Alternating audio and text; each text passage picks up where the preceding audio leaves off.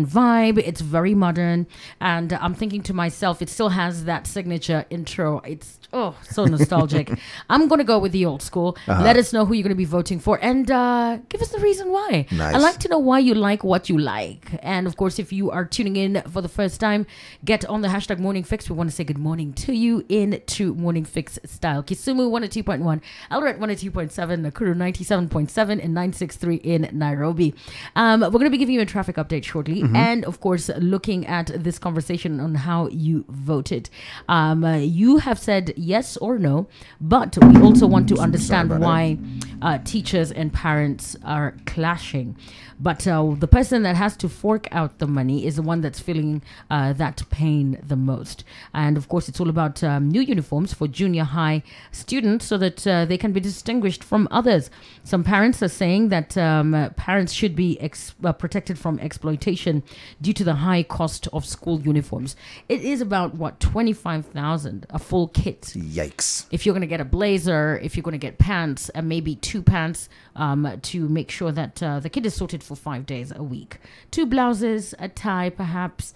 I mean, even if you're just starting off and this is a requirement for them to be in class, you're going to have to pull out that money.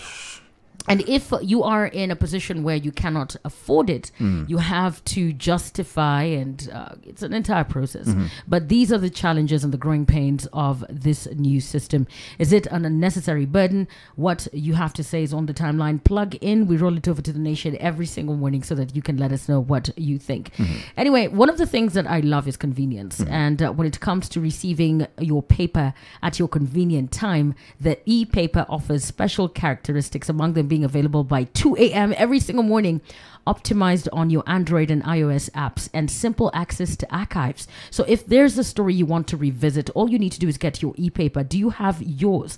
And I'm really excited about this because now you can subscribe, and as a reader, you can receive a 20% discount on your chosen subscription plan. And to redeem the discount, you can use the promo code SUBS22.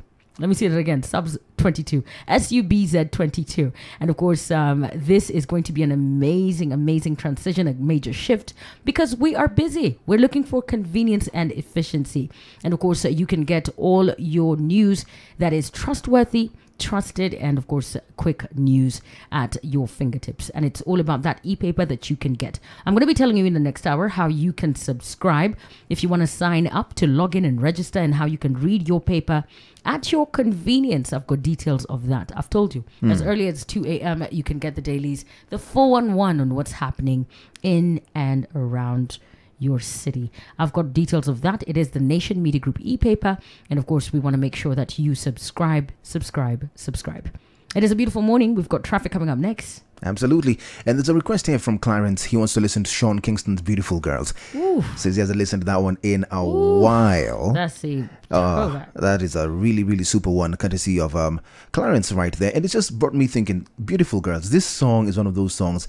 Sean Kingston, you hear his pain, and he's like, by the way, Mimi Mademo Subu Apana. They will bring drama in your life. And I was having this conversation, by the way, Monique, with a couple of my friends who are girl dads. And we're talking about how our pasts, we were these, people could say we were bad boys in our days, right? And now we are raising daughters. And some of us are like, oh my God, what will we teach them? Will we be honest about some of the stuff that we used to do back in the day, high school, university, and everything? And some of them were like, I will never tell my daughter that side. I will just tell them, by the way, me, I was a straight upstanding man. And others were saying, you have to tell your daughters the truth. Otherwise, she's going to start making certain decisions, and you are part of the decisions that she will make because you are like that. And you're just saying, mse alikuwa kama mimi. But you can't tell your daughters about that. And they were having this whole idea that raising a daughter today is harder than raising a son. I don't know how true that is. I don't know how real that is. But some of them are so concerned to the effect they will not even share some of the stuff they did with their daughters. So these guys are girl dads. Yes. Wow. It's interesting that every generation seems to look at the girl child as difficult. You have to be a little bit more guarded than with the boy child. But I can tell you this, I challenge that strongly. Raising a child is difficult. True. Whatever child that is. Whatever race that child is. whatever your income, whatever your social status, raising a child is a lot of work. And the misconception is that children are born as blank. They have no ideas, nothing in their DNA. You have a lot to do with how they're formed and how they are shaped. Every child is born with their own identity. We're shepherds, guiding them in the right direction. More than ever, in fact, I feel today, raising a boy has so many complexities.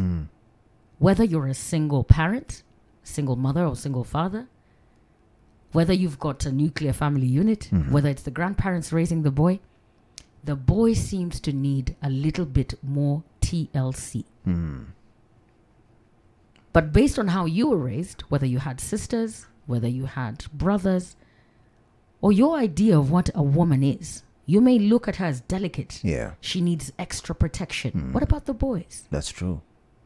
Personally, I come from a huge family, lots of brothers, lots of sisters. There's nothing special about me. I'm smack in the middle. Everything I can do, my siblings can do. But I currently raise daughters. And I'm firm, but I'm very loving. But I look at it and I'm thinking, if I had a boy, I would raise him exactly as I'm raising them. I make no exceptions, no preferences. However, we're conditioned to think a girl is this. And this is stemmed in African culture. Hey, you're going to need dogs. You've heard people say that. But you're going to need dogs because you're raising a girl. You're going to need dogs because you're doing this. I'll have you know, young girls today don't want to be seen as fragile and to be protected. We need to be empowered. Young girls need to be empowered, but they are not delicate flowers.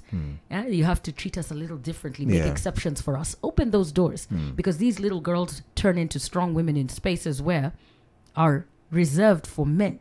It's a world that requires strong human beings. So, boy or girl, I think the world today needs to look at boys a little bit more gently. Give girls a little bit more credit. We need to switch it up. There's no such thing as the stereotype. But I want to challenge your friends who are girl dads to not look at it as I'm raising a girl. I'm raising a child. So I have no boys. I don't even know what to do. All I know is raising a boy could be a little bit more heavy in the sense that, toddler years, you can't buy the pinks. You have to make sure you buy trains and cars. But I really don't look at it that way. I feel like the challenges of the world today are affecting every child. The biases of race, the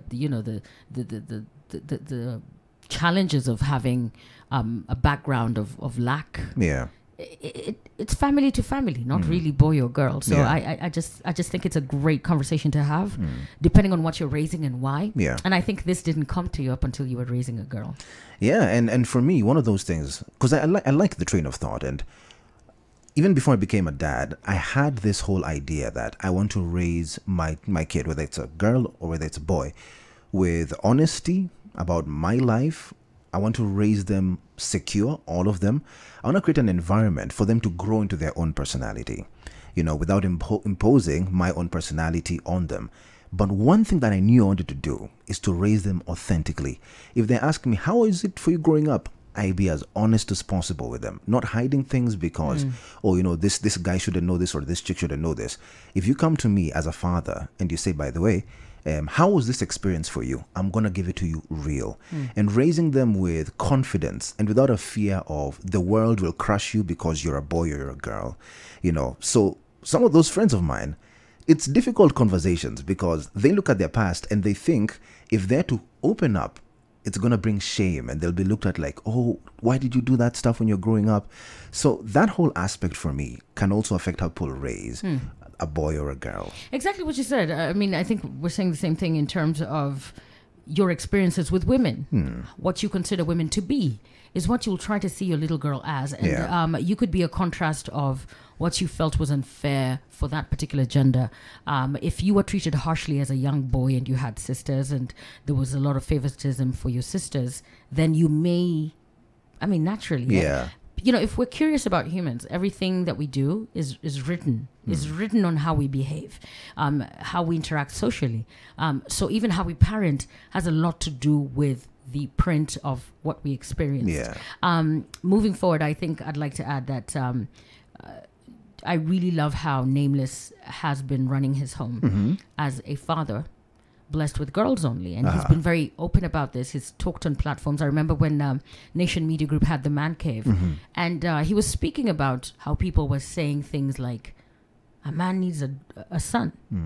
A man needs a son. And I thought that we're still having that, narrative being floated around. If you ask many people why, they would say you'd still need a man in the house. You need an heir. You need... They can't really answer why, but that's what was said to us. Yeah. Why? Who's going to handle things if you just have girls? So yeah, I think I'm saying it again. We're not delicate. We're strong and we're soft. We're this and we're that. But are you raising consciously, looking at gender, or are you raising a child? Yeah. We're going to be talking about that in the next hour. And of course, we've got a poll question here. Parents, teachers clash over junior high uniform. We've got T-Pain with Young Jock and Kelani. Plus, on that topic. Yes. We have, who is harder to raise today? Is it boys? Is it girls? People are having these conversations secretly among boys, among girls, among wives, among husbands, among parents. They're saying which is harder. Want to throw that conversation to you and let us know. If you have young cousins, young nephews, young nieces, what do you think about this conversation? You can let us know on the hashtag Morning Fix. We're going to be jumping into some traffic information for you in just a bit. Nation FM traffic. Yep, so let's start off by looking around Langata side. This is around the Southland side. Does not look bad at all. Looks like the traffic situation there is non-existent. If you are around the side heading towards Kanga Road or Rubia, then you are on a good road. Hakuna drama yote huko, and I think you're going to get where you need to be in good time. Also want to look here. This is around the Nairobi West side. Let's look at that real quick. 5-Star Road looks pretty good. As you are heading towards the intersection right there, there's a little bit of a snarl up, but other than that, does not look to be a problem right there. As you're heading towards the Langata Road, Mbagathi Way roundabout right there, it looks clean as well. Looks clear from Mbagathi Way getting to that roundabout. And last but not least, a little bit of traffic as you're trying to get from Kerry Road to Mbagathi Way using Ole Sangale Link Road. Quite a snarl up over there, middle part of that road, but I think it's going to ease in just a bit. Keep it here on hashtag Morning Fix. A lot for you on the timeline as well. And not just on the timeline, there's also an influx of information that we'd love to share with you to make sure that whenever you are on the road, you are safe. Same to your littles. And it is all courtesy of safesteps.com. I keep on insisting about this amazing resource because I've seen the benefits of it. It's one of those things that if you check it out, you might think some things are obvious, but they're really not. So, Safe Steps is an initiative courtesy of Prudential PLC that makes sure that it builds community resilience by giving information on first aid, natural disaster, and road safety tips. They've worked with the likes of Red Cross Foundation and the Didier Drogba Foundation across Africa as well to make sure that road accident numbers reduce. And they do this by helping pedestrians know information on the road that involves them, as well as those behind the wheels.